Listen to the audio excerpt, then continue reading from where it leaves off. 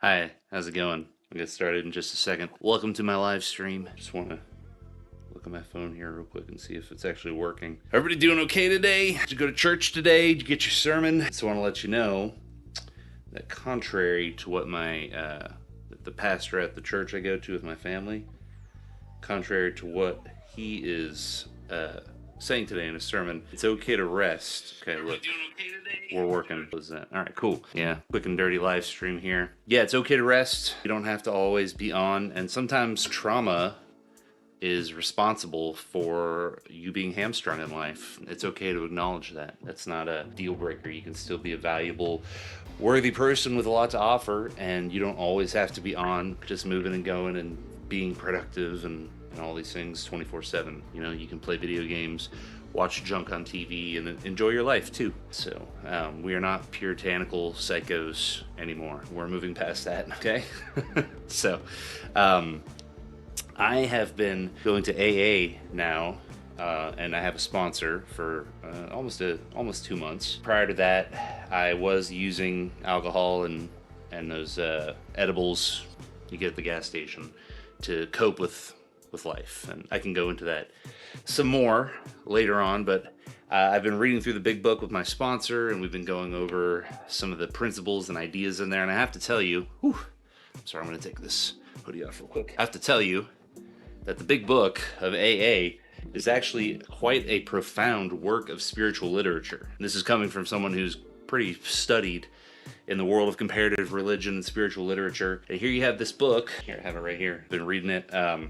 Written by a group of alcoholics in the early mid 20th century out of Akron, Ohio, and I have to say it's right up there with some of the classics of spiritual literature. You know, I don't know if I put it on the same level as the Bhagavad Gita or the Bible or something in terms of its popularity and its impact on the world, but it doesn't have a lot of the unfortunate baggage that those books have, and the spiritual principles in here are really good. Plus, because if you're watching me, most likely an American or somebody influenced by American culture, plain English in this book will probably make more sense to you than some of those other holy books that people read. Not to call this a holy book. Some people read it that way. I wouldn't call it a holy book. I just think that these are guys who had their egos, their flesh, humbled by the experience of life, and it gave them some spiritual insights that are valuable. So I think it's worth taking a look at, even if you're not an alcoholic, and I'll get into that a little bit here. Chapter 5 from this book talks about how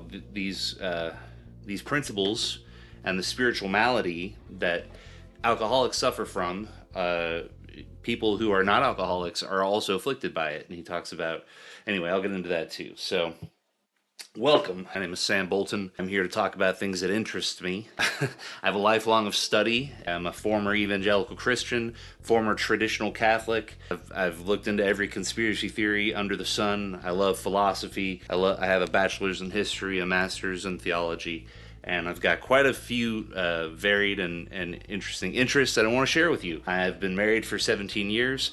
And I adopted 3 girls from the foster care system, and so I am a trauma-informed adoptive parent. So I like to talk about trauma and parenting as well. So yeah, I think that among other topics we'll be getting into. So if you like those sorts of things, if you like varied interests, I was watching Dan Coe a little bit earlier, talking about how niching down for an online personality is not always the best thing. In fact, you are the most profitable niche, your experience. And I'm 40 now. I'm over 40, so I am a source of wisdom for younger people, hopefully. Not to be too egotistical there. So, yes, the big book of Alcoholics Anonymous.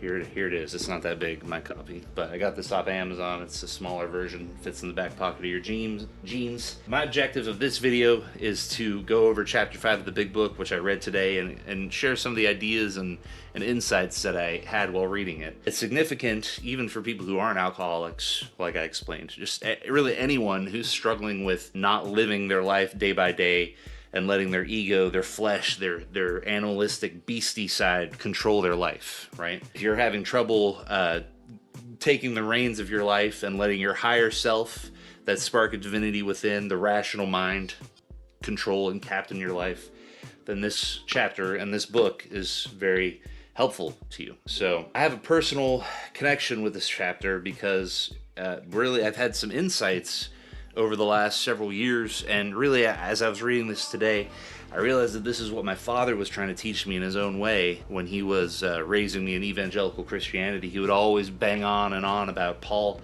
and his teaching about dying to flesh and buffeting the flesh and daily having to take control and take the reins. And I think the language is a little bit strong. I don't think you can really kill your flesh. It's going to be with you until your whole body dies. But really taming and breaking the flesh, the ego, the animalistic side of you, the beast within. This is what he's talking about, and this is what my father was really trying to drive home in me as a child. And then as I became a parent, I realized that this is the case. We have these disparate parts of ourselves, and one of the most profound parts of ourselves, one of the most impactful parts of ourselves, is that ego, the animalistic side, the side of us that is a monkey, is an ape. Actually, humans are scientifically one of the great apes because we can reach our arms up like this, right? So that great ape side of us that is driven by a desire for lust and blood and food, and we just want to eat, fucking kill, right? That's what the ape wants to do. And so many people are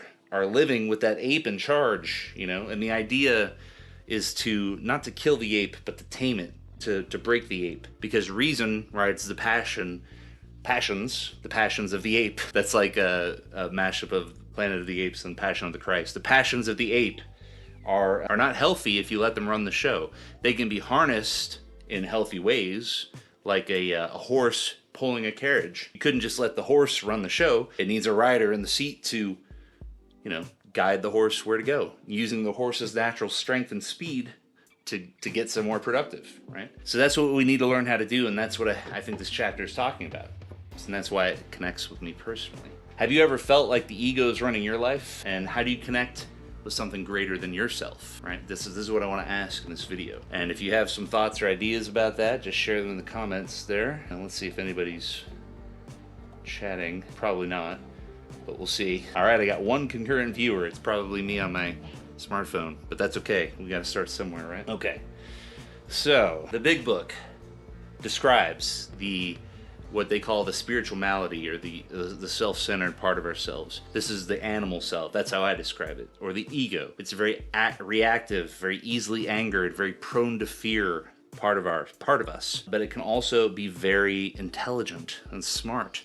And it can trick us into thinking that it is actually not the ego, the great ape, the angry, childish, immature ape that's just looking to prolong its life as long as possible and accrue as much wealth and things and get as much, punani as it can. It's actually this higher part of ourselves that is concerned about, justice and truth and honor and dignity and integrity. It can trick us because the ape is very intelligent, okay? It's evolved for millions of years. It's very intelligent. It can trick us into thinking that it is not the animalistic part of us. It's actually the higher part of us. So it's a tricky little thing. So like I said before, religious traditions like Christianity talk about dying to self, killing the flesh. Eastern religions talk about diminishing the ego, and this is what Alcoholics Anonymous is teaching us to do too. We have to diminish that part of ourselves. Really, I wouldn't say kill it, I would say humble it.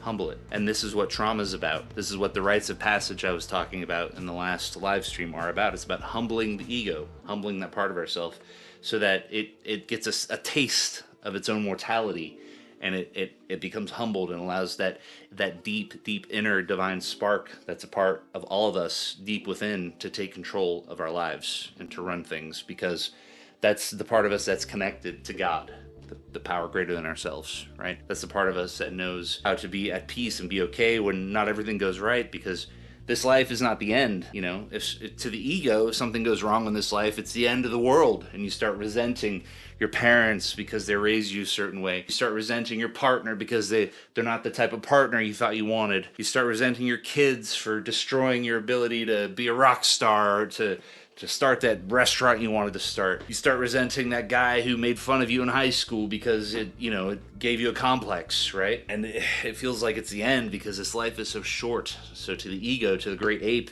those are big deals. But to the part of us deep within that's connected to the divine above, it's not not that big of a deal because this isn't the end. That's an eternal, immortal aspect of ourselves, right? So the trick is getting in touch with that. And like I talked about last time, rites of passage, they put us through these ordeals to humble the ego.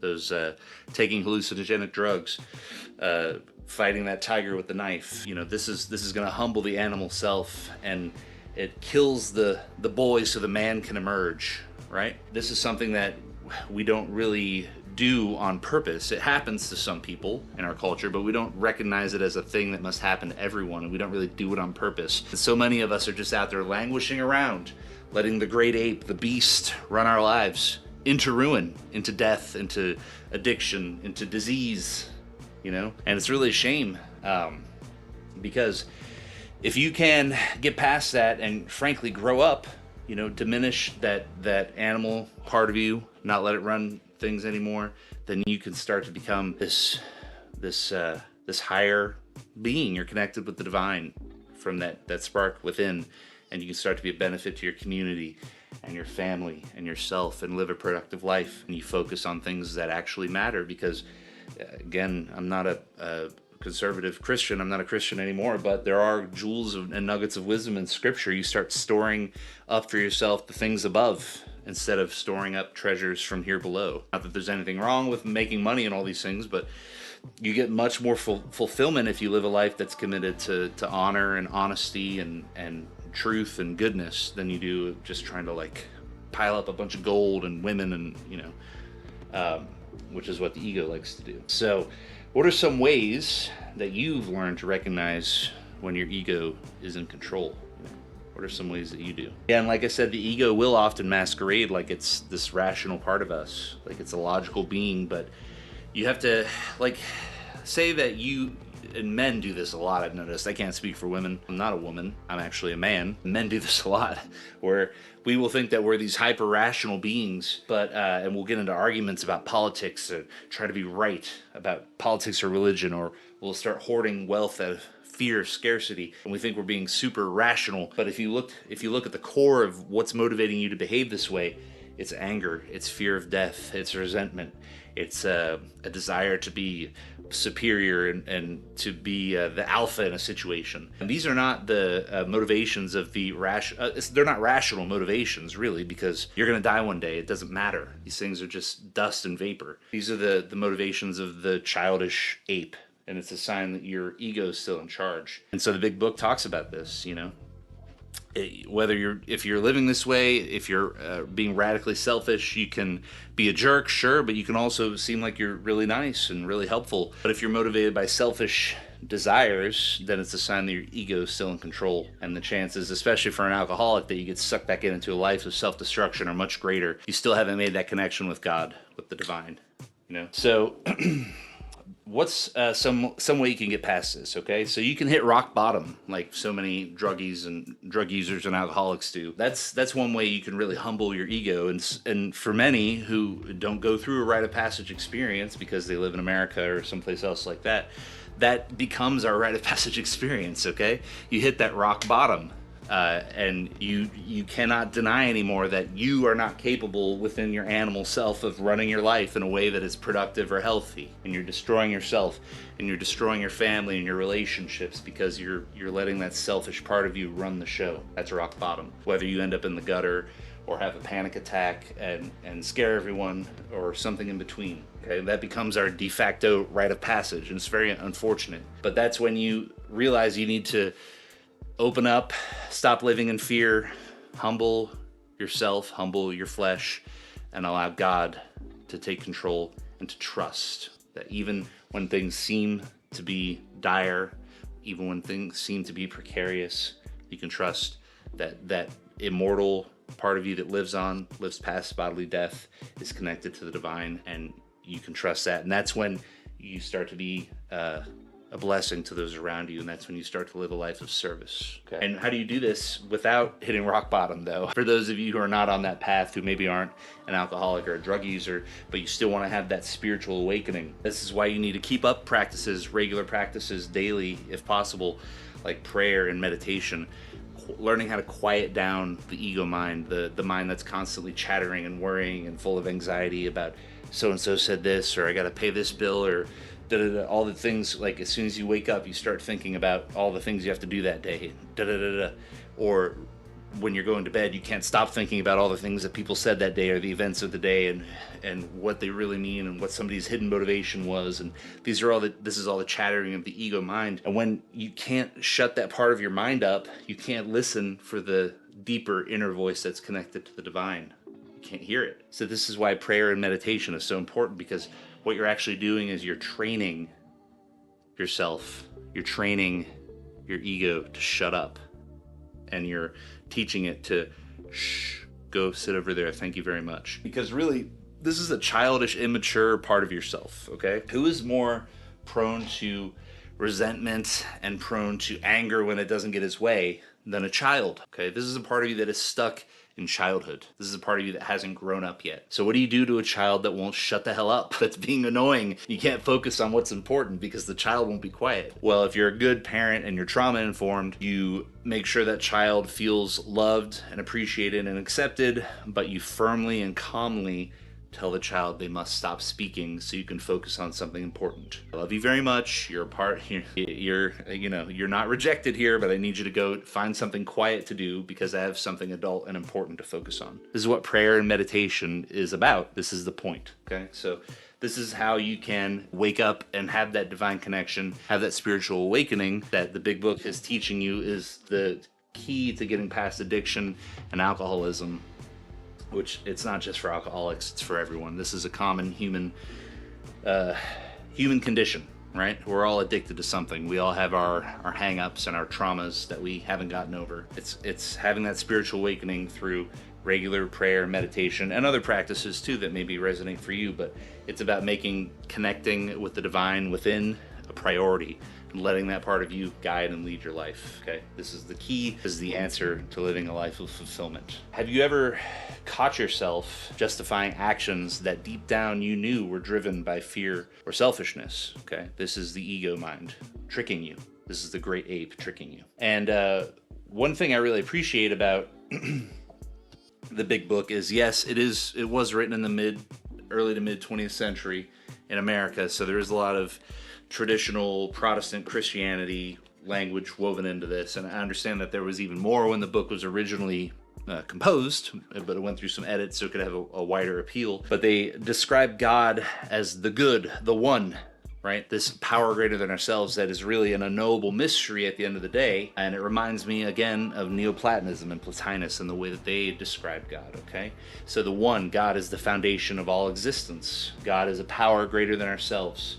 And the duality of soul in Neoplatonism, the higher self versus the lower self, the part of us within that's connected to God versus the beast, to the ape, is very similar to what's found in the big book. So this is another reason why it resonates with me, because I find Neoplatonism to be very close to the truth, and it seems to be what's being discussed and taught in here as well. So once you realize that God is not an external paternalistic king or emperor somewhere outside of you, handing down judgments and rules and punishments and sending your friends and family to hell for not believing the right thing or being gay or something. Once you realize that that's mythology, it's meant to scare children into behaving in a way that their parents find less obnoxious, or maybe to keep them from being self-destructive. Hey, look, parents raising kids is really hard work, so I'm not trying to be overly, I'm not trying to be overly critical of traditional parenting, because I understand it's very difficult, okay? But we need to understand that this external paternalistic God is not the reality, okay? God is all loving, and God is found deep within. God is not outside of you. The kingdom of God is within. So once I had this connection, this understanding of God as both transcendent but also immanent, a force within us and also beyond us, this is when I had that light bulb moment, right? And I started to grow up, I'd say, and get past this ego self. Right. So does this idea of God as an ineffable source resonate with you? And let me know in the comments how you think of God as a higher power. Or do you? Maybe you think of him a different way. So as I mentioned, the big book is for alcoholics, but it goes beyond alcoholism. This is for everyone. That talks about a spiritual malady on pages 61 and 62 especially. It talks about how the living life in an egotistical way can be seen in the retiree in Florida talking about the state of the country, or the politician lamenting that the world isn't a utopia, or pastors that are angry about social changes, basically making the point that the spiritual malady that causes alcoholics to spiral into addiction is a universal human trait, right? It's just alcoholics have a much more acute case of it, right? So, and the classic hallmark trait of the alcoholic, of the human that is being ruled by their ego, is resentment, okay? And I went through a list of possible resentments that you might be experiencing. If you're hung up on those things, if you're constantly focused on resenting other people, that's a good sign that you are letting your ego run your life, and you're probably on a path to self-destruction. So let's figure out a way to get past that. And they do offer up some methods here. You can take pen to paper and write down the people you are resentful of, right? And you can then write down why you're resentful of them, and then you can talk about how it affects you. But we usually comes up with a list of resentments that come back to loss of control, to fear of some kind, and these are all ego motivations, right? When you wake up to that connection to the divine, you realize you don't need to fear death and loss of control anymore, because death is inevitable and you never really have control anyway. So there's no point in being resentful of people who you think did something to reduce that. Oh, here we go. Let me fix this here. So yes, resentment and anger. These are the hallmarks of living an ego-driven life. So how has resentment shown up in your life, and what helps you let go of it? What practices do you do that help you let go of it? I'd like to know. Please tell me. So, practical steps for spiritual growth. That I would like to emphasize that spiritual growth requires the humbling of the ego. You can't kill the ego is going to be with you, and the ego serves a purpose, okay? It's here to make sure you don't walk off a cliff into the ocean. It's here to help you understand, to give you instincts for self-preservation and for procreation and for eating enough food, okay? If you were constantly only concerned about the things above and had zero focus on the things of the earth, like your ego is completely dead, then you'd probably starve to death on a street corner, which some spiritual people do. Apparently you can go to India and meet people like that, yogis, and there's some Greek philosophers even that seem to live that way. Okay, but the ego serves the purpose so you can get around in the world. You can live a normal human life in a way, but again, you have to channel those ego instincts into a productive life and let your higher self run the show, okay? But yes, you have to humble the ego and create space for your higher self or your spirit to lead your life. So that involves possibly daily meditation or prayer to quiet your mind and connect with the spirit. Journaling is another great way. You've probably heard of automatic writing. Some people do this and they think that they are channeling angels or higher beings as they write with a pen and paper. And I'm not saying I know what's going on there for sure, but I would posit that maybe what you're doing is connecting with that divine part of you that's beyond your ego, quieting the ego mind and letting that divine part of you within communicate with you in a way that's unique and that's novel, Perhaps that's what's going on. You could try that. Journaling is a great way. And then daily practicing gratitude. One good thing that the pastor at the church I went to today said, the first thing he wants to do when he wakes up in the morning is humble himself. And then make sure gratitude is filling his mouth before anything else, okay?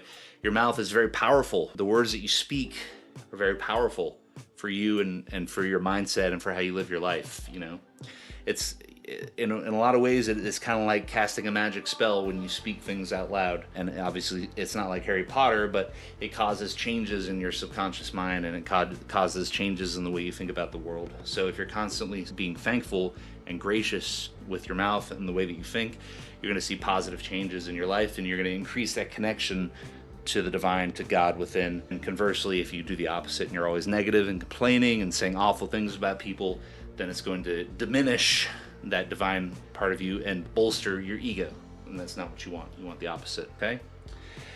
So yes, practice gratitude and shift your focus away from ego-driven dissatisfaction, okay? And maybe you can tell me in the comments some other practices that you know of that help you connect to something greater than yourself. So recapping this live stream, Let me know what you think in the comments. There's a tension in our lives between the ego and the higher self. Most people are living their lives ego-based, and the key to spiritual growth is diminishing and humbling the ego and then going within to find that divine connection. Okay? And that's what growing up and becoming an adult is all about. You have to kill the boy to let the man emerge. Okay. And then, of course, the parallels that I found in chapter 5 of the Big Book, one of the great spiritual works of the 20th century out of Akron, Ohio, the parallels to the way they describe God in chapter 5 to the concepts of God you will find with Neoplatonism and Plotinus as their concept of the one. Okay. So, yeah, this chapter has been very eye-opening to me, and it's cemented a lot of personal spiritual revelations I've had over the last couple of years, and learning how to be a father and a better husband, and grieving the loss of my father as well in the last 5 years. I've had a lot of spiritual growth, and I feel that the way God and spirituality is described in this chapter really resonates with what I've learned. So I would go get a copy of this and take a look. You can find a free PDF online. Maybe I'll link it below. But yeah, I mean, if you're interested in spiritual growth, this is a must read. If you're struggling with addiction and alcoholism,